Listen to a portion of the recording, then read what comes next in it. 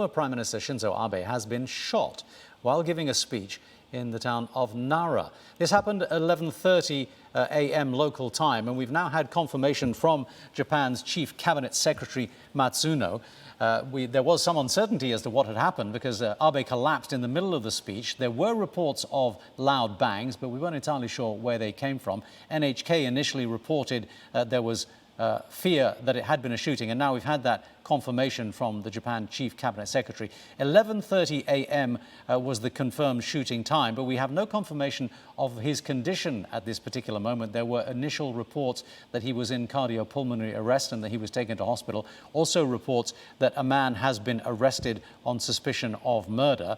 But at the moment, all we can tell you is that he is in hospital. The Nara City Fire Department says that he is in hospital and was in cardiopulmonary arrest at the time.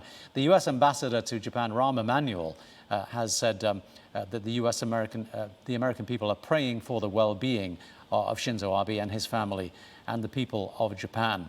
So that's all we can really tell you at this particular moment in time. On the back of that, the Nikkei index is still trading in positive territory. It's nowhere near the highs that we saw earlier on this morning. It went to lunch about 1.5% higher. It's now just 0.5% higher.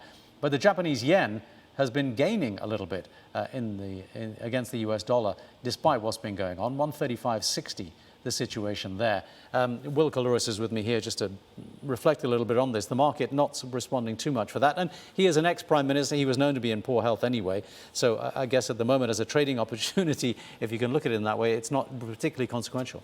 It might not be particularly consequential, but he was incredibly consequential when it does come to the Japanese economy. Obviously, the father of Abenomics, in everything you're seeing currently when it does come to the Japanese economy is basically by his design. Everything that the BOJ is doing now, Kuroda-san was basically his appointee to really usher in the era of Abenomics, to usher in the era of this ultra-loose monetary policy in order to stimulate demand. His impact when it does come to the Japanese economy, the Japanese government, was incredibly significant, and especially considering the fact that he's still one of the leaders of the LDP, which is obviously why he was doing the stump speech in Nara. But at the same time, you cannot underscore the importance that Shinzo Abe had on the Japanese economy, even if we're not seeing the impact now being felt in terms of the trading. But yeah, I mean, you don't want this to end up sounding too much like an obituary at this point, because as we know, he was shot. That has been confirmed, but we don't know what his condition is. But, you know, the legacy of Abenomics is kind of interesting, because now we're moving into a situation where the Japanese government is talking about a new economic paradigm, a new capitalism.